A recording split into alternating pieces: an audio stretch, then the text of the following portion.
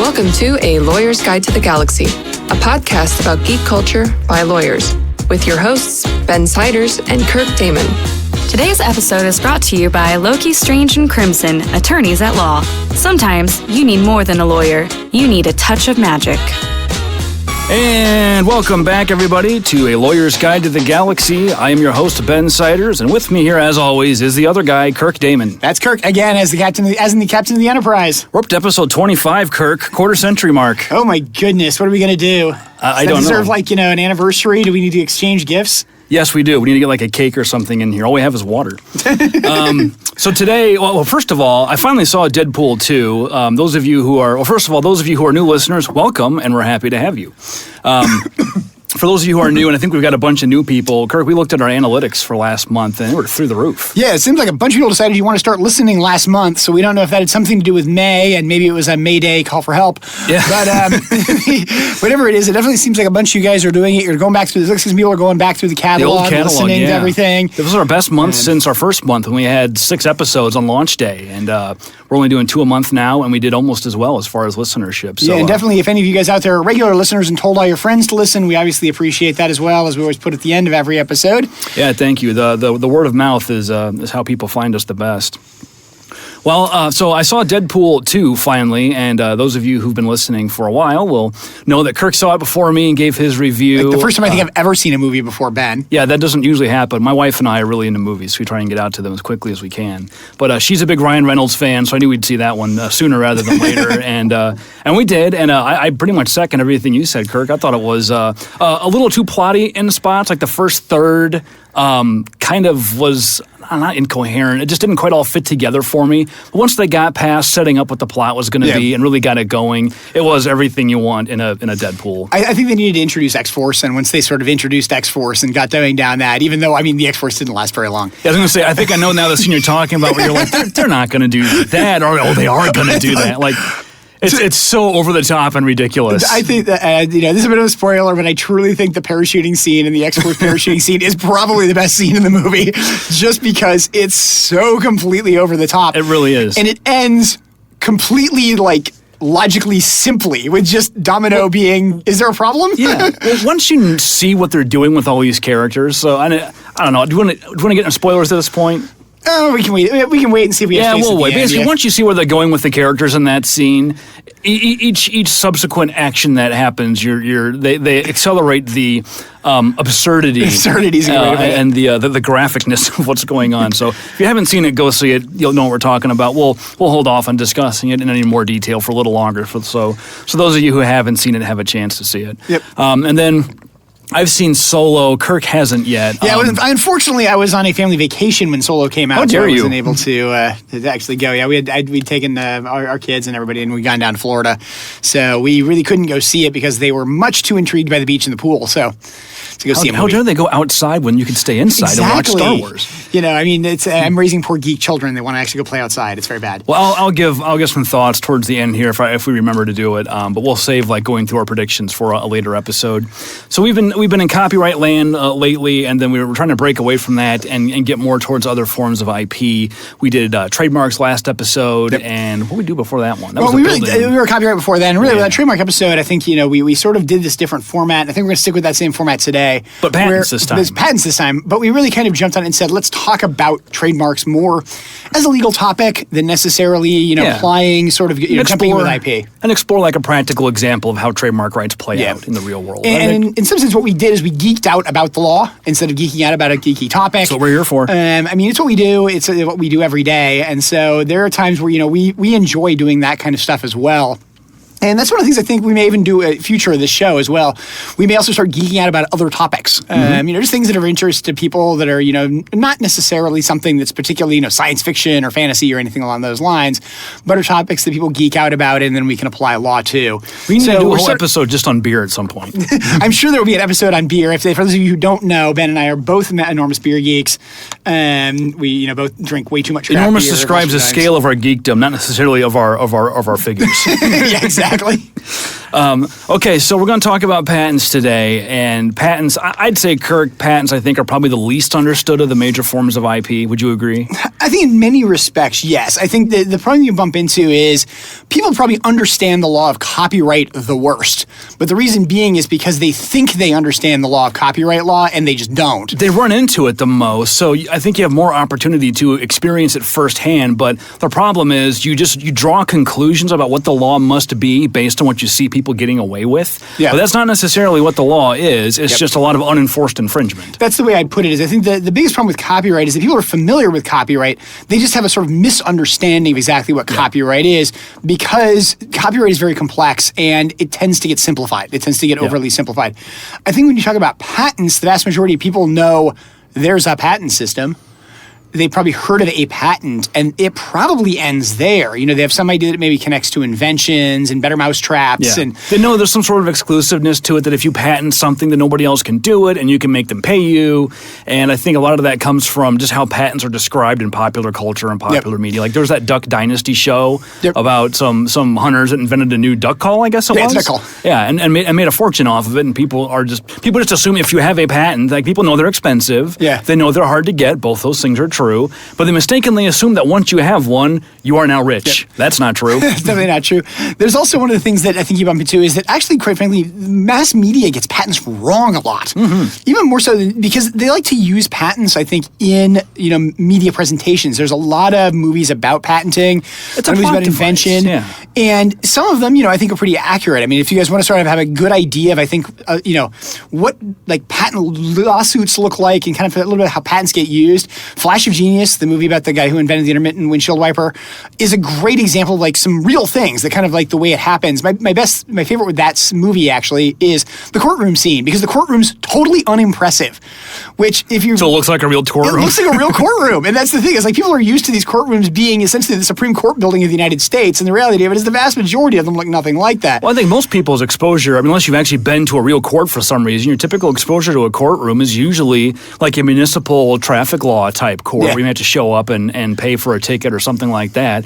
But those aren't even real courtrooms. They're often just like meeting rooms in the city hall or something. Yeah, and so I think that's the kind of thing is you get into, like that's one of the things I like about that movie is that it gets you a little bit more real of like this is kind of the way patents work. And they get into some stuff related to the patent, some details of it. I think another good one is Joy, the movie Joy. I actually get some good ideas of like the way patents can interact and the problems that can exist with patents. She has a problem in conjunction with her patents, and I think that's a valuable thing. I haven't seen either one of those movies, actually. But one of the ones I like to pick on, and I've loved to pick on, is the movie Spanish Prisoner, which is actually a great movie. It's a kind of thriller, and it's a chase thriller. But the whole premise of it is this guy who needs to protect his patent application.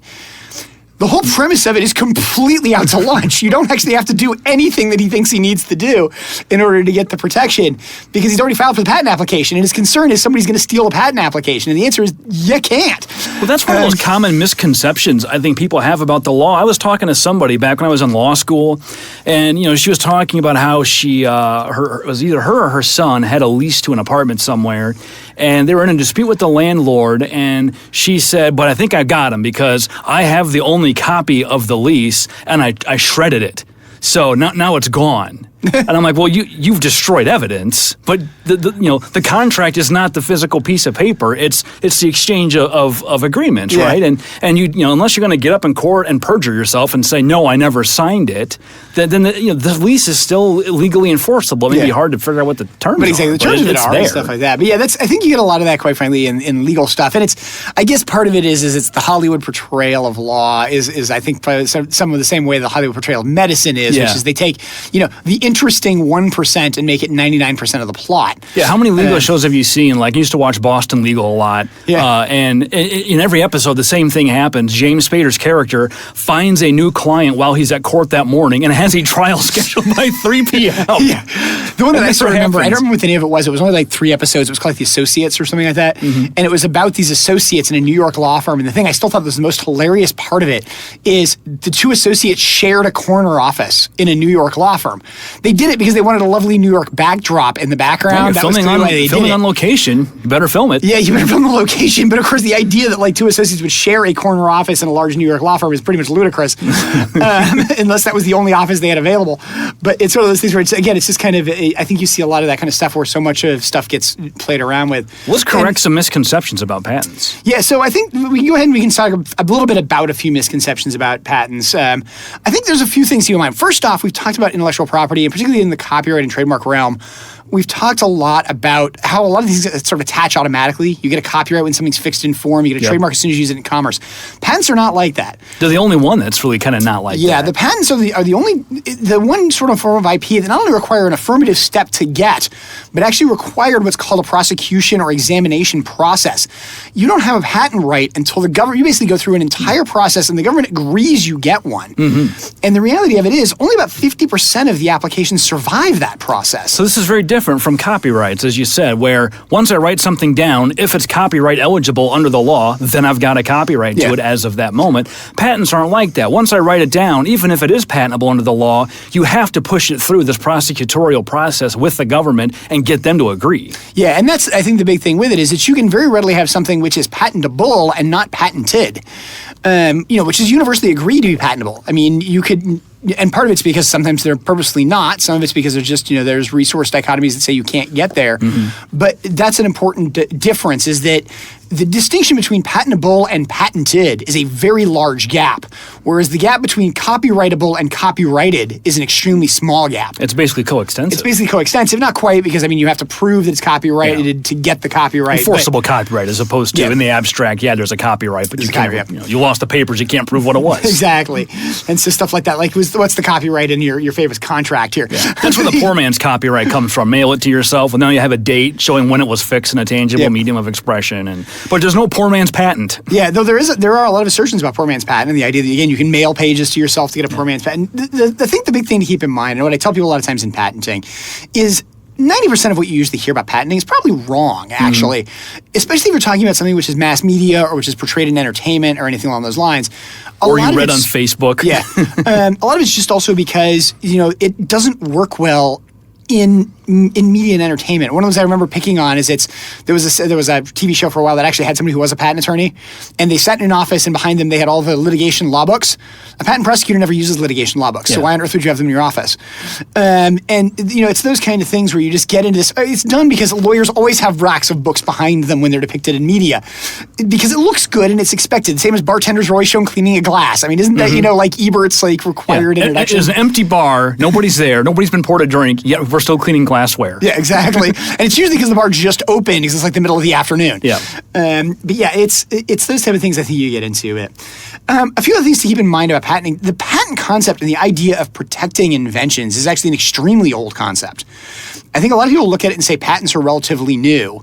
It was one of the first things that the first Congress did. And they didn't even invent the concept. It was in the Constitution, and it goes further back than that. Yeah, I mean, it goes back to, English concepts and, sort of, Victorian-era England, and the idea that basically, what I think the best way to say it is, it's the people sort of came up with this idea that you're entitled to things you come up with. Mm-hmm. And inventions are some of that. And that's where I think it kind of gets into inventions and the idea of what it is. Now, most people, that is right. When people think about patents, they tend to think of them as being associated with inventions, and that is correct.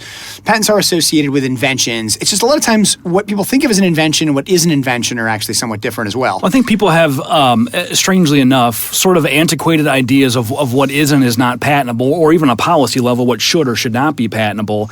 And this is probably also rooted in the origins of the patent coming out of the Victorian era.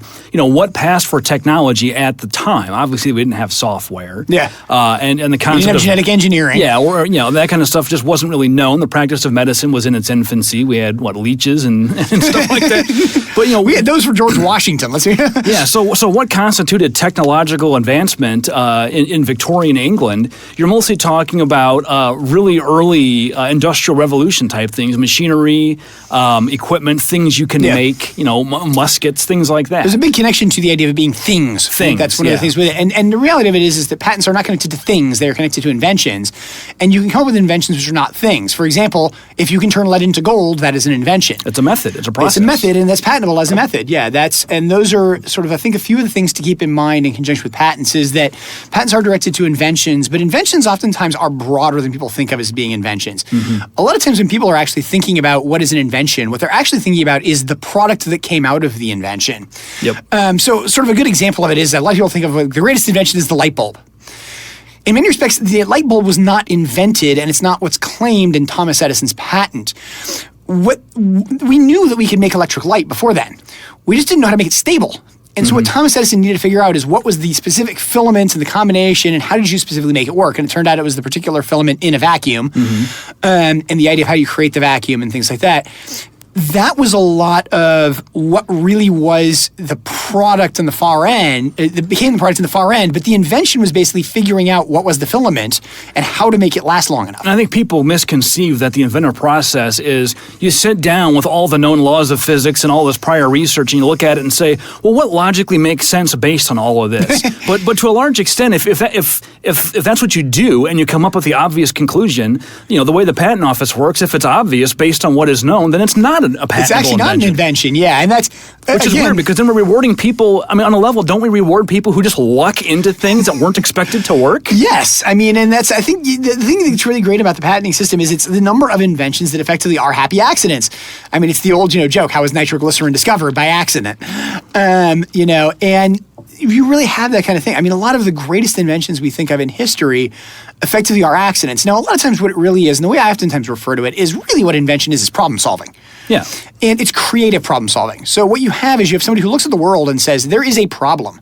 And I mean, to use the sort of the stereotypical example, there is a problem. I have a mouse in my house and I would like it to go away. Well, the answer is, how do I solve the problem? Step one, I trap the mouse. The Pied Piper solution also works as a method. But if you're looking at it and saying, I don't want to be there, I don't want to have to construct the mouse, you build a mousetrap. By building a mousetrap, you have invented something that solves the problem. And that thing didn't necessarily exist before, and it was not necessarily an obvious solution to doing what you did, because you can look at it and say, well, the obvious solution was you go get your flute and you do the Pied Piper route. Yeah. But I believe the Pied Piper is actually truly myth, too. That never actually happened. But the thing that you get into, with it is what is those kind of things in invention. And that's what you really get into in patenting. And the issue that you also get into with patenting, and I think it's also an important part to keep in mind about patenting, is patenting involves very clear sort of public policy associated with it. One of those public policies is that when you have this kind of invention, you have the solution to the problem, you tell the world what it is. Yeah, we want to encourage sharing. Yeah, we want to actually so that we can rip sharing. you off. And a lot of people in the course of doing it look at the patent and say, wait a minute, don't patents discourage sharing? And the whole goal of the patent office is to encourage sharing.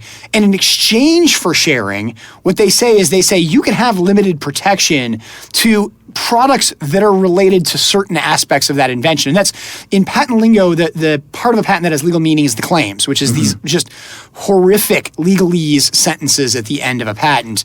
You should probably tell people, if you ever read an actual patent, first of all, you have to distinguish between patent applications, which are also published, and actual patents. A patent application is not enforceable, really. A patent is, if it's still valid, and the part of the patent that actually describes what you have the rights to is the very end, the claim section, like Kirk just mentioned, which is, as you said, these horrific contorted English sentences that are kind of hard to read. An individual claim must be one sentence, and keep in mind that claims can be multiple paragraphs long. Yeah, they can be. They often are. And I think when I see people, sort of complaining or even applauding the patent system and what's covered and what's not covered, they're usually citing to the specification, which is the rest of it. Yeah. But that is not necessarily what is claimed. So that you're required to disclose all this stuff in the patent because the whole purpose of it is that once your patent expires, everybody else has to have enough information based on your patent to do exactly what you were doing in the way you were doing it. So you have to describe what it is. You have to describe how to make it. You have to explain how it works. Not completely, but in enough detail that somebody who knows what they're doing in that industry could practice the idea themselves. themselves. And that's one of the things to keep in mind is that the Patent Office is really a very big repository of information of sort of prior human invention. And that's what the Patent Office is supposed to be. It's part of its purpose. And it's actually a very valuable resource. It's one of those things that you can sort of, get. If you're interested in certain things, it's amazing what you can learn from the Patent Office. And I'll just use sort of a personal example as to what it was. I took a class in law school which ended up resulting in me studying certain things which are on the edge of illegal. What it was is I was actually getting into a lot of how you protect electronic money transferring. So basically what was the legalese related to if your ATM screws up? How does the law relate to that? One of the things you bump into is that a lot of things related to money actually involve mechanical solutions. So basically there's technical solutions to it. Because of that, I got into the basics of what do you learn about how you can basically damage mechanical solutions? The best example for it is if you'd like to know how to pick a lock, you can get into the U.S. Patent Office and learn exactly how a lock works. Because most locks are patented. And so it's one of those things where you can go in and you can look at it and say, hey, this is how the tumblers specifically move in this brand of lock. Knowing how those tumblers move makes it easier to manipulate them to how you want to do them. And people don't realize that that kind of information's in there. Similarly, a lot of the the antivirus companies have a lot of patents on how they detect incoming attacks and thwart them. It's all laid out in their patents. Yeah. And so I think it's one of those things that, there's a lot of very valuable information in the Patent Office. And it's important to point out to the fact that information is publicly available. Going in and figuring out what's in a patent application in no way is remotely a violation of anything. It's not even copyrightable. Yeah, by law, you cannot copyright what's in a patent. Yeah, unless there's certain limitations for certain forms of computer code. It has to be what's called a mask use. But it's one of those things where, the vast majority of a patent you can do, anything you want to with, you can review it. Which, by the way, is a home decor tip. If you're ever looking for true public domain works that you can use to decorate your home, go to the Patent Office and look for design patents on things, because all that stuff is public domain. It's a publication of the U.S. government, and under the Copyright Act, it's not copyrightable. Yeah, Ben knows a lot about that since he has one in his office. I do. So back in a quick aside, back in the 80s, after Return of the Jedi came out, Lucasfilm got design patents on the aesthetic appearance of a bunch of the toys that came out. So there's a design patent on Wicket the Ewok, on the Lambda class shuttle. What else do we see? There's the AT-AT Walker and some other things. Walker's got it. I would say there's a Yoda. Yeah, there may be a Yoda one. The problem, though, is that the proportional dimensions of the toys differ from the actual vehicles in the movie to some extent, because you've got to fit the action figures in. If you were to make it to scale, the AT-AT Walker would be huge. Yeah. So the AT-AT Walker kind of looks like a puppy, like the head's oversized, and it looks funny. So my wife got me for Christmas one year, though, the Shuttle Tidarian one, which is about right proportionally, which was a huge toy, too, if you remember it. Yeah. And that's hanging in my office, and it's public domain art. So, which is weird, because they presumably have a copyright to the shuttle as portrayed in the movie. But then they've got this design patent, so I can copy the patent expression of the idea. But if I printed a still from the film, presumably that wouldn't be okay. And yours literally is. It's like three of the images from the from the design collage. Things like that. And it's amazing stuff you can find out there. One of the ones, it's for anybody who doesn't know, I collected Transformers for a number of years, the Transformer toys. The Transformer was patented. And you can actually go and review the patent, which describes how Optimus Prime transforms, because that's actually the one they used as the example. That's cool. So there's a lot of sort of stuff like that. And that's actually, interestingly enough, a utility patent, not a design patent. We'll get into a little bit of that, the sort of distinction here in a minute. But I think that's the thing to keep in mind, again, about patents is it is this public disclosure, this public repository, and that's a very important part. Patents also have a relatively short term compared to a lot of other forms of IP. We've talked about, copyrights lasting for 100 years, trademarks lasting potentially indefinitely. Patents are 20 years. Like the absolute longest a patent can ever go is 20 years. That's the longest they've ever lasted. Yeah, it's 20 years from the date it's filed. So it's one of those where the day you file it, the clock starts ticking. Running.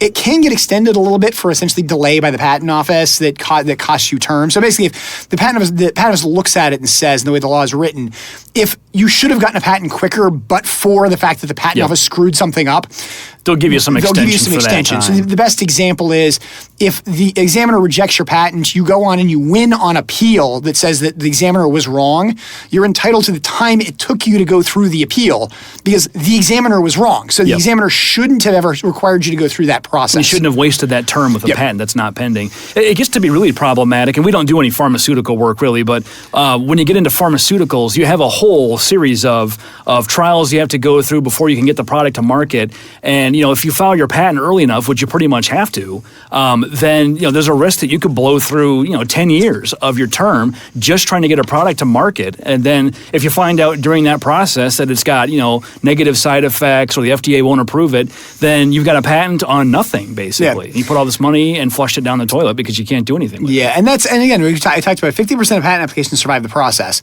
The other thing to keep in mind is patent applications themselves are also valuable. I mean, patent application is something which has not been patented, which another thing to keep in mind is that to patent something, it can't have been described, either directly described, which is called novelty, or obvious in light of, which is the obviousness requirement, something which is already out there. The primary repository the Patent Office uses to determine whether or not a new patent application is patentable is the patent repository itself. As a rule, they don't go Google things. No, they do a little bit, but they can't. That's not where they start. And you just used Google as a verb again based upon our last discussion. Well, I literally meant go use Google. Yeah, I know, but we just discussed that in the last episode. If you didn't see the last episode, go talk about the last episode where we talk about the issue of verbing trademarks.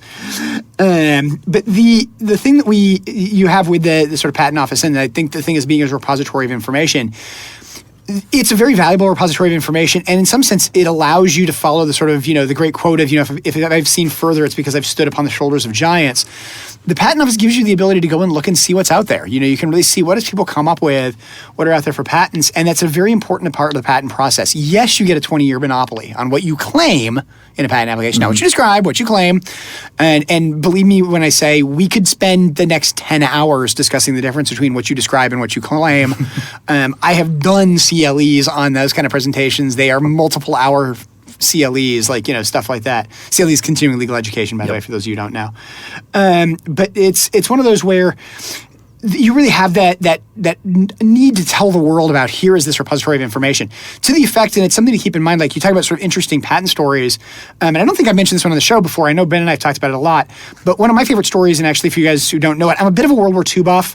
I always have been. When the United States entered Berlin, actually at the end of World War II, one of the first things the United States did was actually go and raid the German patent office, only to discover that the Soviets had already been there and had already done the same. There's an interesting thing that comes out of it, though, which is we now know one of the patents that actually the United States got access to from the German Patent Office related to their jet engines for their jet aircraft. For those of you again who know World War II at all, it was known that the Germans had created jet aircraft by the end of World War II. They weren't really sure how to use them. They were not using them as fighters. They were primarily using them as bombers. It was incredibly expensive technology to manufacture, stuff like that. But it turned out that there were a number of patents that had been filed on that sort of jet technology. One of the things related to it was actually to a jet which had circular wings. And if you get online, you can actually find a copy, you usually find them, of the German patent that actually shows a figure of this jet. Well, it's a German patent to a jet aircraft with circular wings. At that point in time, the Americans' testing facility for advanced aircraft was Roswell, New Mexico. Interesting. I've heard of that place. And maybe some things associated with circular aircraft. So there's a sort of fun theory, I think, in a lot of patent worlds as to, is Roswell really a German stolen patent? But yeah, it's those kind. There's fun stories like that, I think, associated with the Patent Office that you get into. But again, that's where you look at it and say, is this a valuable sort of part of a government, of a society? I think the answer clearly is yes. And you look at it again, you look at wars throughout history, there's a lot of discussion of people either destroying patent offices or raiding patent offices to learn technological advances or to keep other people from having them. Well, and it's the alternative to trade secret, right? Because if we don't give people an incentive to publicly disclose these things, other than they're just being generous, if you have a commercial or competitive market advantage arising out of something unique that you possess and nobody else knows about, what's your motivation to explain to everybody else what you're doing and how you're doing it? And people didn't back in the day. You just keep it a trade secret and keep things under lock and key. Now wouldn't it have been nice if Stradivarius would have patented his violin? Yeah. Because we don't know how he made it. Yeah. Well, and then, so the other thing about the patents that are interesting is that although we usually think of patents as being things with a great commercial value, that's not necessarily true. Yes. And anybody can pursue a patent on basically anything as long as it's new, useful, and not obvious. Yeah, and I think a lot of times when people joke about it, they joke about the things of saying, and it literally is those three requirements. Just, those are the only three requirements to getting a patent: new, useful, and non-obvious. And the threshold for useful is pretty low. Yeah, and that's, I think, the big thing is the threshold for useful is pretty low. And a lot of people, when they make fun of patents as things, they look at things and say they aren't useful. And the answer to it is essentially useful simply means it has a use. Again, sort of one of those fun stories, when there was a lot of question as to whether or not organisms were patentable. The Harvard mouse, which is a mouse that basically gets cancer easier. They were trying to patent it, and there was an argument as to whether or not it had a use, because all it was that it got cancer easier. And so the question with it is does it have a use, something like that? The patent attorney got creative actually in arguing to the office, and this didn't fly, but it is a decent argument. And in the end, they actually agreed it did have a use because of its intended purpose, so to speak. But his argument was it's useful because it can be used to be fed to snakes, to pet snakes. I mean, it's one of those things you look at it and you go, wait a minute, but that's the criteria for use. I mean, the use is it's a snake food. Yeah. That's useful. I mean, anything has a use effectively if it can be put to a use. Pretty much anything other than refuse, unless the purpose of it is to throw it out. And garbage is not patentable, but almost anything else is. And that kind of thing. And it literally is, does it have a purpose? Does it have something which can be used? And that purpose, when we look at it, a lot of times when we say it's silly, it's crazy and things like that. But at the same time, the Patent Office usually doesn't put that high of a bar on it. Now, recently there's been some changes. We've talked a little bit about some stuff related to the Alice decision in conjunction with the Patent Office, and we're not going to get into the details of that. And that's not really about usefulness so much as under what circumstances computer software should be patentable. That's a whole separate topic we could cover. But that happens to fall under the useful standard, and so that's where, and you may bump into some stuff where you'll say the useful standard has become harder to meet. That is true in certain cases. So let's talk about some things that have been patented, and this list may be hard to get through without getting a case of the giggles. And the thing about it is, and I think one of the things, to put a caveat on this in front of it, you look at all these patents, you look at these things, and you go, really? Like, they did it? You have to keep in mind, I think, a lot of times ludicrous patents, what we look at and say, this is a product which is totally useless from a commercial point of view, is still inventive from a scientific point of view. You can look at it in some sense and say, what we're talking about here in some senses is like it's not the Darwin Awards, the Ig Nobel Awards for scientific research. The purpose of it is not to say it wasn't scientific research. It's basically saying that it wasn't correctly performed or anything like that. It's basically saying it probably shouldn't have been performed and it probably shouldn't be performed again. But it's still scientific research. It's still valuable scientific research. These patents are still inventions. These are still things that somebody came up with and they thought were important enough to patent. There are also things that may very well have spawned later inventions, and we don't realize that they associate with this. And yes, I just did use the word spawn on purpose because of some of the things we're going to get into here. Let's talk about some of these. I just Googled like a list of silly patents, and this is what came up. And a lot of them involve animals. For some reason, when you combine animals with technology, hilarity ensues. So the first one's not. It's the Nokia vibrating tattoo. Yep. I assume this has something to do with like letting you know when you've got a call. Exactly. It's your tattoo vibrates and you get a call, presumably. Is your phone not enough? Well, but again, it's one of these things you can kind of see as like, hey, it's a way to do it. You don't have to have anything. And again, you look at that and say, is that silly? Yes. Would anybody buy it? Probably not. At the same time, how do you make a tattoo vibrate? Yeah, right now, I don't suspect a single one of our listeners could really tell us, unless maybe one of you works for Nokia, how you would make a tattoo vibrate. But you can go look at that in the patent office and say, here's how you could make a tattoo vibrate. Is there future technology? Is there other technology that could grow out of that? Other applications that grow out of that? Again, the patent office is a repository of knowledge. That's knowledge that's been put there as to how to make a tattoo vibrate. Even if the product makes no sense, the technology is still interesting.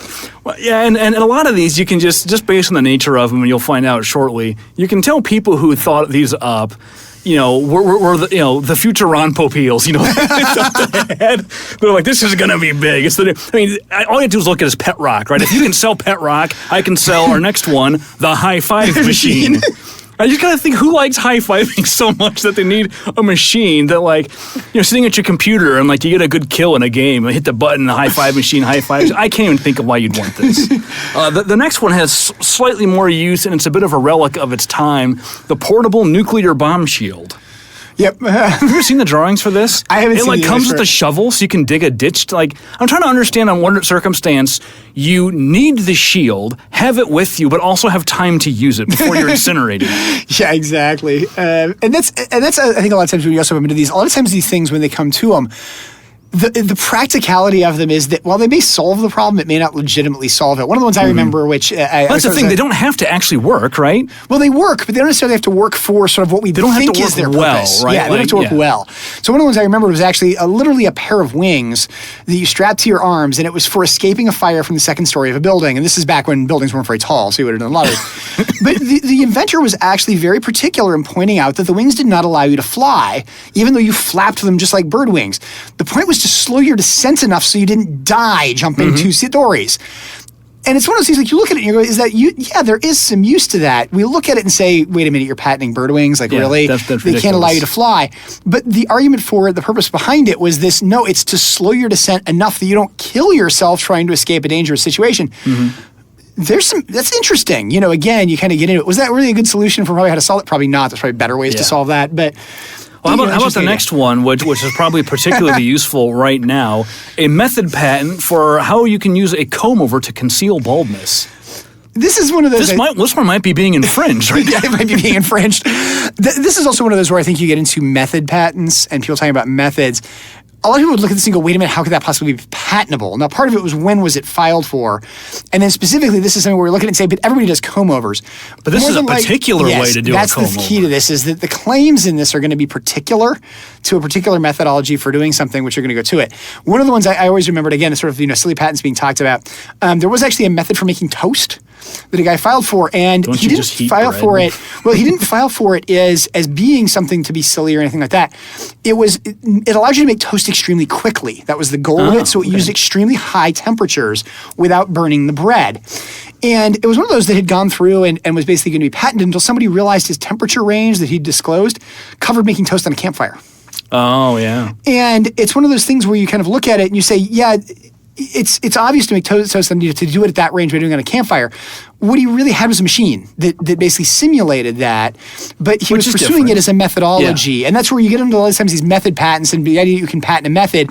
Can you patent a method for turning lead into gold? Yes, you can. If you can really do it, you can patent a method for turning lead into gold. You have to think about with a method patent, who is the infringer? And this is where method patents sometimes, I think, the patentees run into trouble is, so I get a patent on a comb over, and you can say, well, yeah, there's millions of men infringing my patent when they look in the mirror and comb their hair every morning. How are you going to know? Yeah. And how much money do they have to pay a license for practicing that patent? As a practical matter, it's not really worth that much. Yeah. And that's the thing that a lot of times these patents, again, what people bump into is they look at these and go, why did somebody bother going through the process of getting this patent? Now, sometimes it's because, quite frankly, they just want one. They want to actually go through and get a patent. You want somebody to hang on the wall. There are only on the order of 300,000 patents issued per year. That's a relatively small group when you think about the fact that that's how many people are born every day. You've got a relatively small group of people who get a patent in their lifetimes.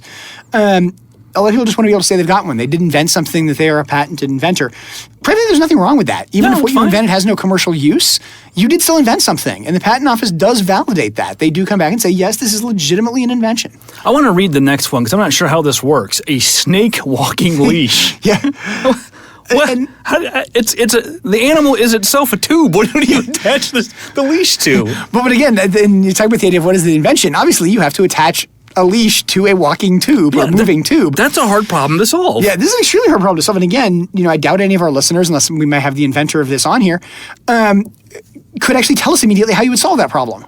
That's a difficult problem to solve because you put the leash on something on too tight that constricts the snake, you could hurt it, and so you get into these these interesting technical problems with, in some sense, silly solutions. I like to see the method patent on this. How do you convince a snake to go on a walk in the first place? There is that issue, yeah. Okay, next one, gerbil shirt. This is literally a vest covered with gerbil tubes that you can wear around. Your gerbil around so your hamster or your gerbil can play on it. Google that one, gerbil shirt. The pictures are funny.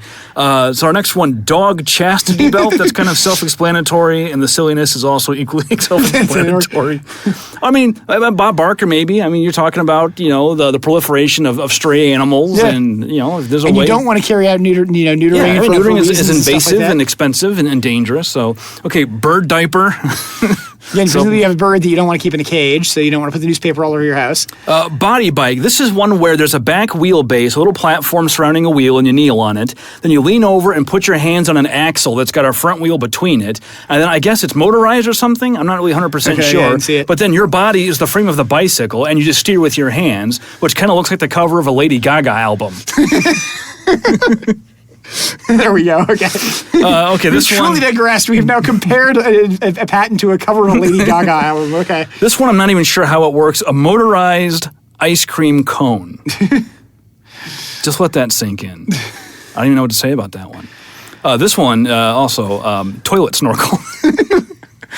What are you doing? You need a toilet snorkel. The part of that probably it's probably something specific. There's nothing to do with snorkeling in the way we're discussing. No, it's probably snorkel more like in the sense of like a car snorkel. Yeah.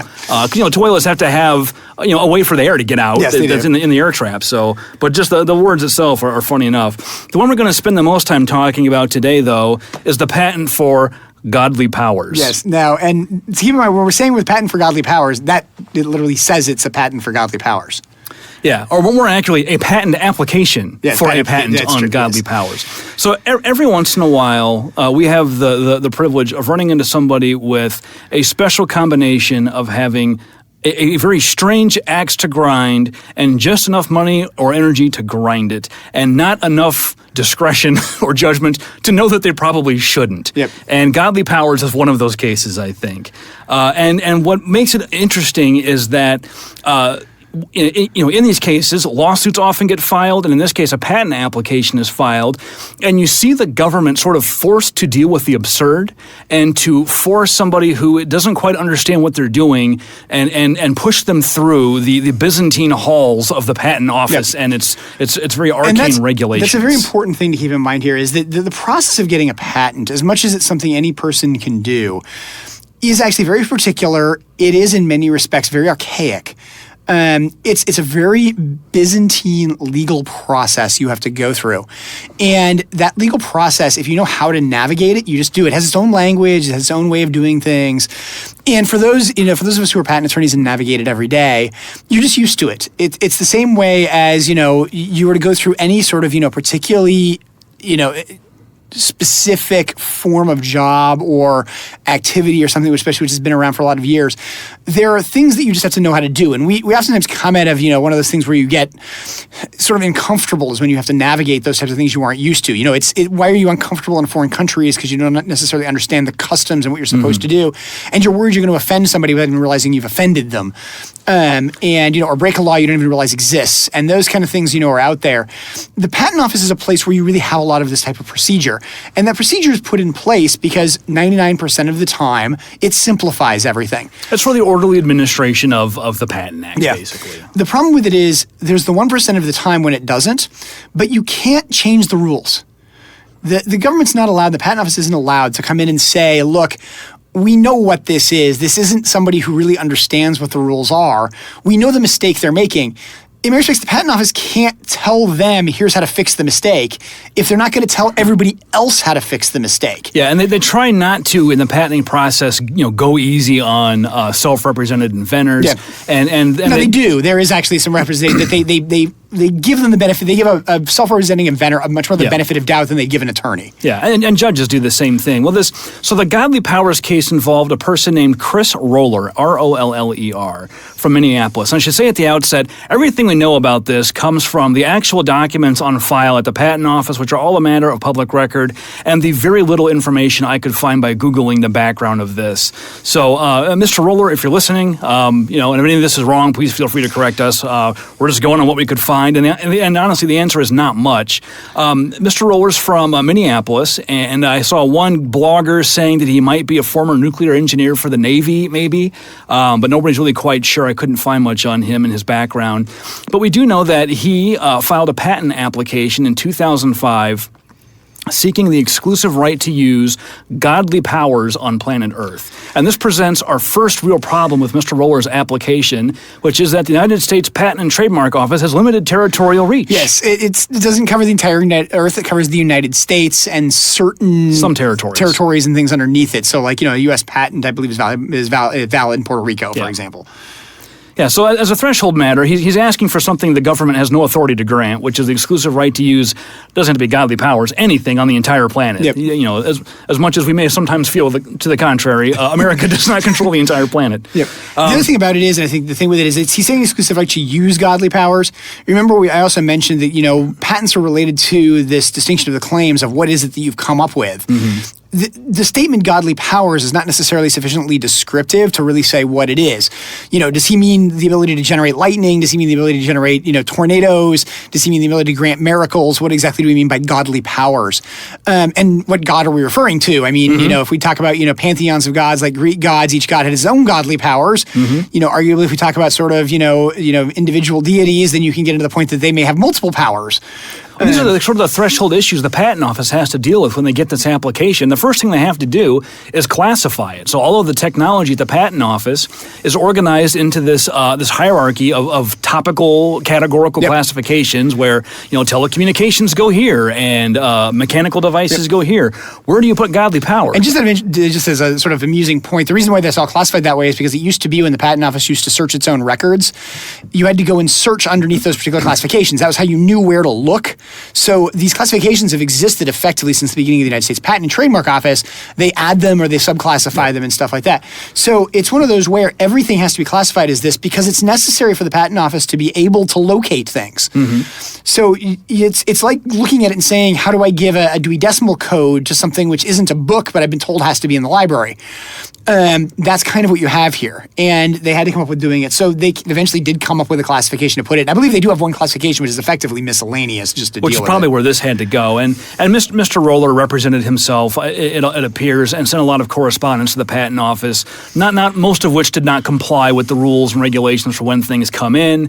And his original application was very brief, and he essentially claimed that at some point somebody had granted him godly powers and made him a godly being, that he was God on earth, and that other people who were using his powers, and he claimed variously that various medical advancements were a product of the use of godly powers, and that the people who had come up with these things were in fact infringing on his powers, and had not actually invented anything scientifically. They were just using pretextual scientific explanations to hide the fact that they were infringing.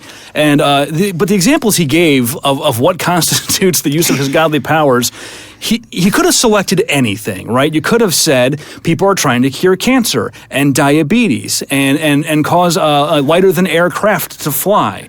Instead, he gave the examples of breast augmentation and frying chicken. Yeah, and that's, I think, part of the thing that you sort of get into with this is it's, when you think about this, and again, we're giggling about it, it's sort of, but the Patent Office looking at this, you've got to look at it and say... They got to take it at face value. Yeah, you have to take it at face value. How do you deal with the idea of somebody coming in and saying that it's a godly power to do breast augmentation? When we know that, what it really is at least traditionally a silicon bag. Mm-hmm. How do you reconcile this? How do you deal with this as to what it is? How, even to the point of saying... and understanding what it is he's trying to claim, what he's trying to say. And that's, again, I think the key point of this is why we get into the idea of why these rules exist, is because you're trying to get into make sure that everybody's talking the same language. You want a structure to make sure that everything's taken with equal seriousness, whether it seems to on the surface merited or not. If you were filing an application in the Patent Office in the 1860s for a bomb you can sit on that will launch you to the moon, it would seem equally absurd, but that's what a spaceship is. Yeah, exactly. And those types of things, or the rocket in many respects. But yeah, and it's those types of things where you get into it where it's, when you're going through these kind of patent applications, you look at all these silly patents, one of the things you really see with it is how does the government deal with them? Because you have something that's so far outside of sort of the standard bounds of the rules that everybody's expecting, but you have to apply the rules as best you can.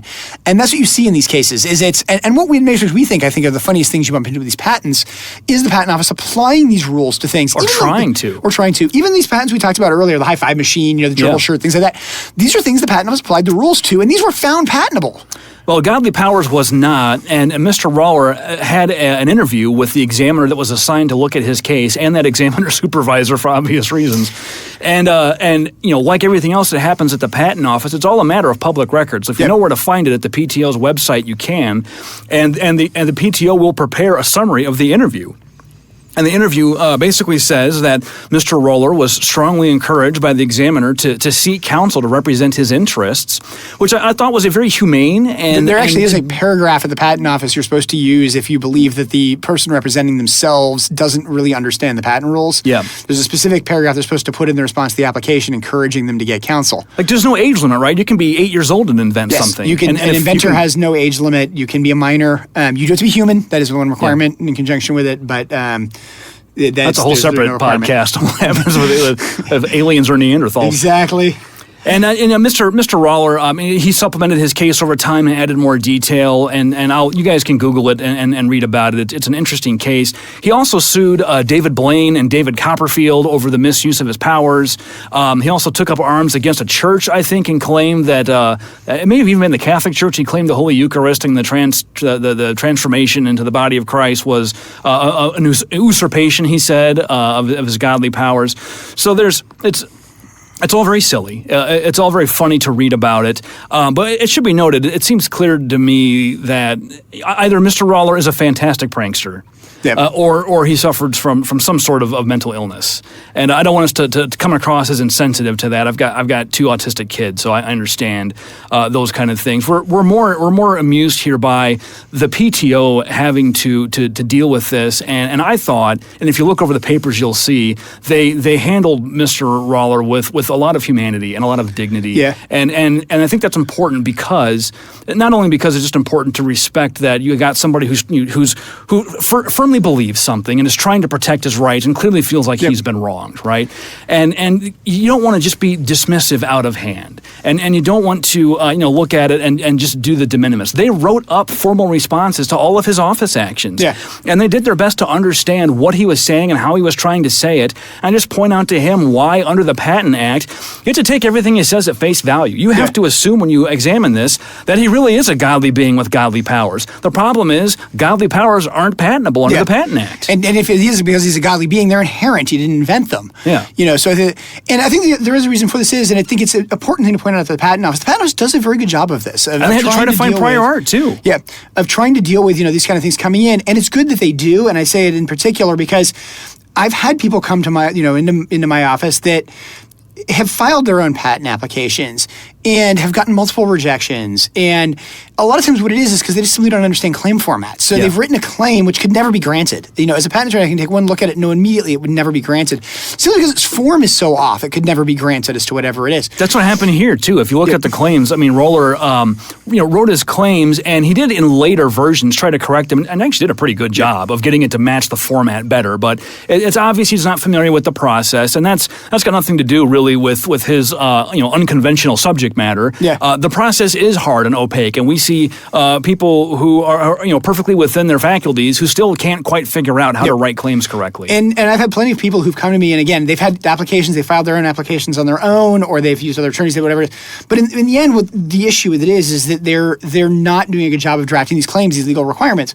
And some of these people have granted patents, some of them multiple granted patents now, because once they got inside the sort of realm of what was expected at the Patent Office, it became very clear what they had clearly did meet the requirements of patentability.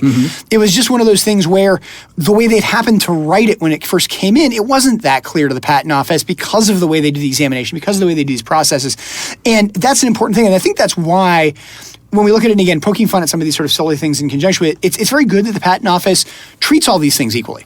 Because you never know who's actually got something, right? Yeah. Like this one seems silly on the surface of it based on how it's written, but like I said, if the first person to come up with something that's truly innovative often seems crazy. Yeah. And it's not... Tesla was seen as basically being insane by most of his people. He arguably was insane. Yeah. And yet we look back now and say the man was a genius when it came to multiple things that he invented. Well, there's the fine line between genius and crazy, right? Yeah. I mean, you see that kind of played out here, especially if this background is true that Mr. Roller was a former nuclear engineer at the Navy. I mean, that's a pretty solid position. You don't get there by not knowing what you're doing, you know? So it's an interesting story, and I won't go through all the details of the prosecution because it is lengthy and there's a lot of back and forth, but just Google the case. You'll see people talking about it, and it's an interesting case study in how the government has to deal with situations like this. And this has come up in other situations too. There's a famous instance where I believe a woman tried to sue God Yeah. And so she filed a lawsuit, followed all the rules, and then it goes to, the subpoena gets issued, or the summons gets issued, and then the sheriff has to serve God. And the government has an obligation to conduct a diligent search within its jurisdiction and try to find him. Yeah. And that's what they said. After diligent search of the residents of this county, God cannot be found here. Yeah. This is kind of an interesting way to state it. But there's a lot of things like that. You actually study in law school. I mean, I remember studying a case in law school having to do with the requirements of a complaint. And the issue with it is you have to state something, essentially how you've been wronged. And the line that got put into the complaint, if I remember right in the law school book, was that the person has lied. So is saying that he defamed him was the basic thing in charge with. And the line is that he said so much bad things about me, his eyes are brown. And it's one of those where you know exactly where that came from and things like that. And they ruled that was sufficient to say that a lie had been told. Yeah, you're alleging defamation. That was alleging defamation, and it's one of those where it's one of the natures of the legal system. It's one of those things that doesn't get talked about very much at all. Well, I think we have a misconception that it's overly rigid, and it is very rigid. It's very rigid. It's very rigid to contain, in my opinion, the antics of attorneys often. Yes, it is. Quite frankly, it is to contain attorneys from being overly zealous. Yeah.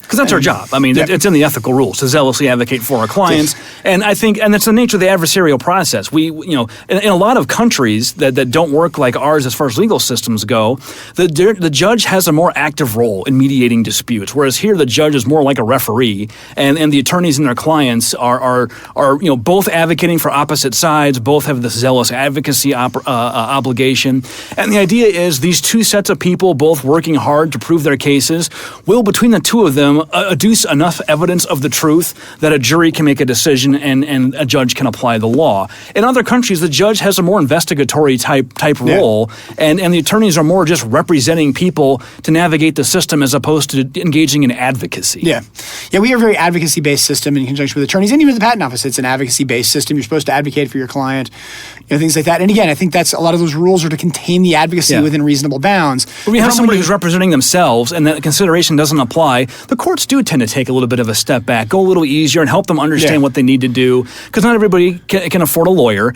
and just because what you're writing may seem silly on the face of it doesn't necessarily mean you're wrong. Yeah. And like I said, everything is kind of taken seriously until you give them a reason not to, even something like godly powers. Yeah, and I think that's a good place to end with the godly powers patent is to basically point out the fact that, this was a seriously filed patent application. It was taken seriously by the United States Patent and Trademark Office. It was ultimately denied for patent protection. It's something you can look at and you can say, hey, it never should have been applied for in the first place. That's arguably true just because of the nature of what was being applied for. I think had you have consulted with a patent attorney, they would have told you this was unpatentable subject matter. Yeah. But at the same time, it's one of those things that because it was filed, it did go through the process and it was treated the same as every other patent application is treated. It was just one that they had to, in some sense, force the system to deal with. Yeah. And that's a valuable thing to keep in mind. It's not a square fit, sort of, for the shape of the procedures. And it does make you wonder, though, if somebody ever did invent real magic, try to patent it, what would they do? Yeah. Presumably the same thing, right? Like, we did the time machine case. I mean, nobody's ever come back in time with a real time machine that we know of. But somebody claimed to and printed the plans, and the patent office took that one seriously as well. Or the old joke, actually, from, I think, Star Wars 4, where it's they need transparent aluminum, and the guy just hits save on his computer after McCoy gives him it. Star Trek. Yeah, that was the San Francisco one where they went back in time. And yeah, that's right. We're going to switch topics here to design patents, and then we'll wrap this up. Because design patents are weird because everything we just told you about patents is basically true for designs, except I guess the usefulness element is a little bit different. They have to be non-useful elements as to what it is. It's exactly the opposite.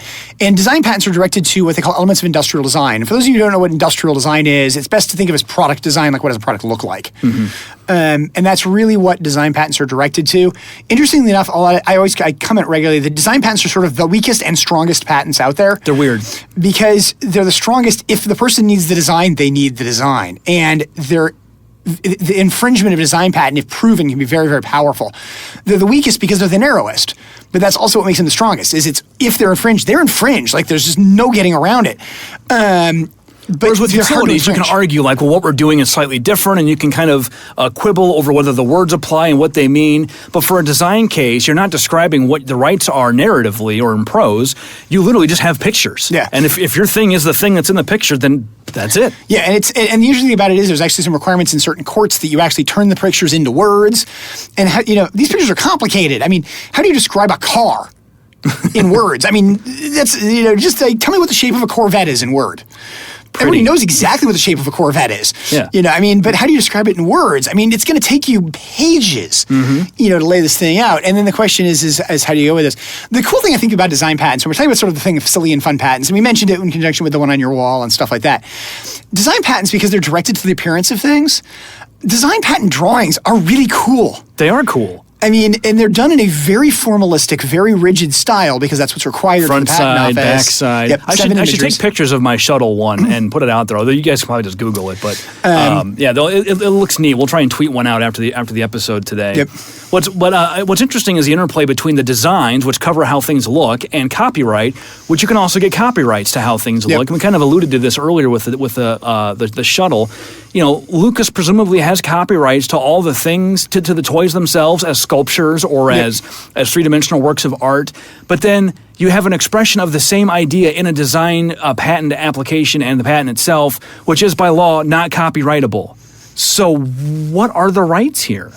I think the thing you get into with patent rights, and what a lot of times I describe it as, it's kind of a copyright on steroids. A lot of times I refer to it. A design patent, one, it gets you a different court. It gets you a different type of proceeding. It's a patent infringement proceeding.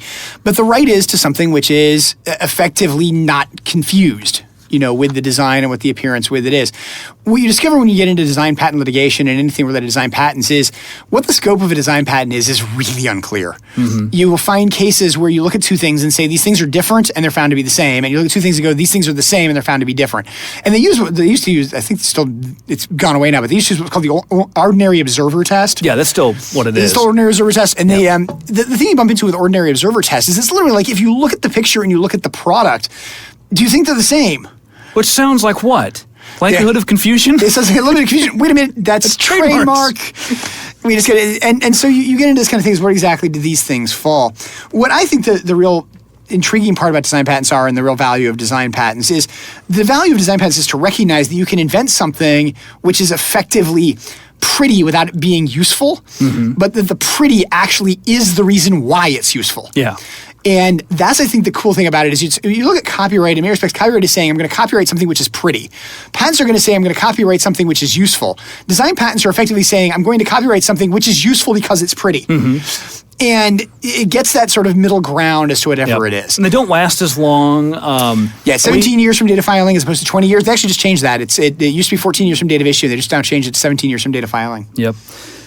Another issue, there was a time when the Copyright Office also, if you'd already pursued a design patent, if you later tried to copyright the same thing, there was a time when the Copyright Office would refuse the registration under a doctrine called election of protection, where you could only have one or the other, which for most designs isn't a big deal. But then if you abstract that a level, what about software? Yeah. Software is copyrightable, we know that. Software per se is not patentable, but inventions that are methods implemented via software are. Maybe. Yeah, so or can be at least. Can be better. And so the question comes up with software: if the source code is copyrighted, and you sometimes include source code in a patent application, so does that eradicate the copyright on the source code? Well, there is actually a specific thing where you can put source code of a patent, of a copyrighted source code, into a patent, and it doesn't waive the copyright in it. Basically, you put it in as a figure, and it waives. You can reproduce the figure as itself, literally, or as part of the patent application, but you can't take the code and do anything else with it. So you can't take it and type it in because that's not reproducing it literally as part of the patent. And that's how they protected it. That's how they actually made it so that you could put certain copyrighted things into a patent application and do it. You have to submit that what you're submitting falls underneath that and is entitled to it. It's routinely granted. But it's one of those things that's kind of interesting. That's the one place where copyright is granted. And even there, they limit it and say, you can still photocopy the patent. You cannot stop you from doing that, even though that has the source code in it. So you could hang it on your wall, like I did with my Star Wars you could definitely hang shuttle. the code on the wall. So you wouldn't necessarily want to put in, the decryption matrix for your, highly encrypted, DVR system. Oh wait, somebody did do that. Whoops. Not in the patent office, but obviously those kind of things do happen. Well, we've been going for an hour, so why don't we move on to our questions? We've got one here from Ed that we received on Facebook actually quite some time ago. I don't think we ever got around to directly answering it. So Ed says, here's my question. The law is about legal persons. Rights are human rights. How human would an alien need to be before we recognize it as a person under law?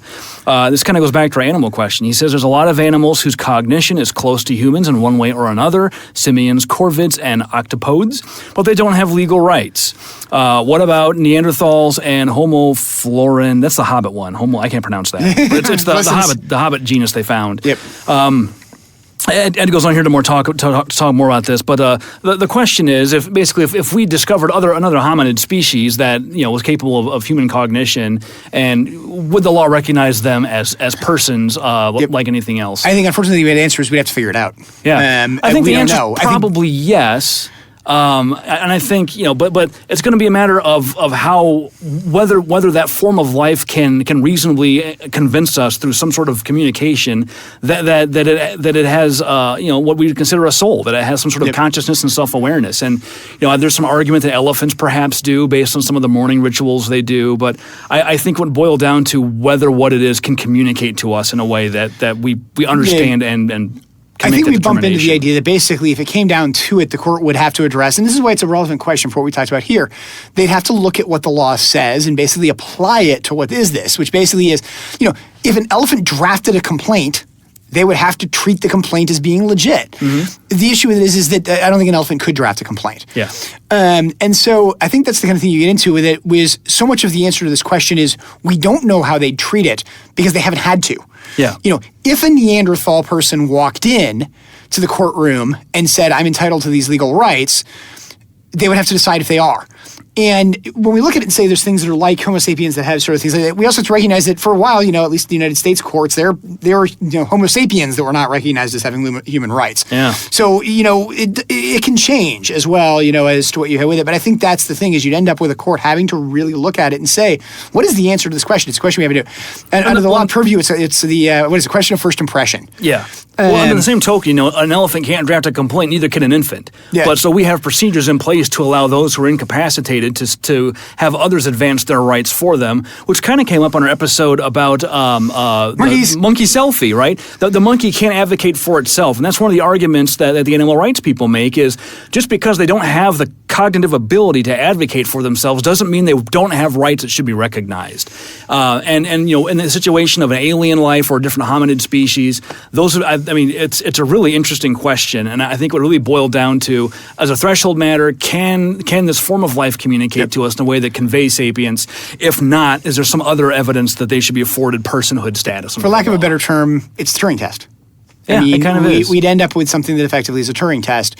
Which then goes back to AI. At some point, if the AI can demonstrate self-awareness, does it take on personhood? Yeah, and those, I think that, when you get into this type of things, the biggest problem you get into with this in the law is when you say, hey, how human would a alien need to be before you recognize as a person under the law? I'd need to have the alien in front of me and then determine whether or not what it is. That's the way the court would look at it. It's the classic case of the answer to every legal question. Well, it depends. It depends, but it's also when the alien is there, we can answer the question for that alien. Yeah. We can't answer it outright to say this is what an alien that would go one way or would go the other way, because it's just too open of a question. Yeah. And I think that's the answer to it is that they're too open of a question. And these are issues that courts struggle with. I mean, the monkey selfie case is continuing. There's been discussions of the fact that there's going to be more still going on with the monkey selfie case. That gives the example of exactly who is it that can bring a lawsuit? I mean, this is, as much as the monkey selfie case is kind of silly, even though we're talking about silly patents and stuff like that, it is questioning very valuable legal questions to the forefront. Mm-hmm. And there is an important thing associated with that, of just examining these issues and saying, where does the court fall? And as that, where does the government and where do the people fall? Yeah. We had one more question about favorite lawyer movies, but we're running really long, so why don't we save that to another episode? We can do that. I mentioned a few at the beginning, too, so. Yeah, we already kind of covered it. Okay, so there's the music, and it is time to go. If you have questions, comments, or topic ideas, you can send your thoughts to us on Twitter at LGGpod or email us at lggpodcast@gmail.com. You can also talk to us on our Facebook page, search Lawyer's Guide to the Galaxy, and find us there. You can subscribe to this podcast, find us on iTunes, SoundCloud, Spotify, and wherever else you get your podcasts. If you like what you hear, please give us a review. We really appreciate those. It helps other people find us. I can also be found on Twitter at Benjamin Siders, and you can talk to Kirk at KirkDMN. Next time, we're going to discuss another interesting topic, the concept of IP in a culture. This has come up recently. We don't mean IP within the culture. We mean IP on the culture. Yeah, like the culture itself is the IP.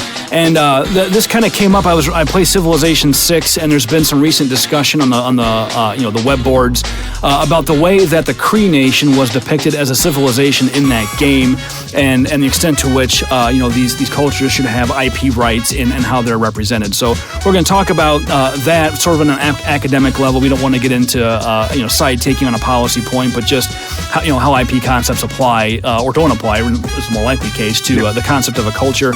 And assuming Kirk can see it, we may go over our solo predictions. I'm going to try to see it. So my son's already said in the case he wants to see it. So awesome. After that, we got a couple different topic ideas we're bouncing around, and we'll probably talk about those next time too. So that's all for today. We'll see you next time. Lorem, play us out.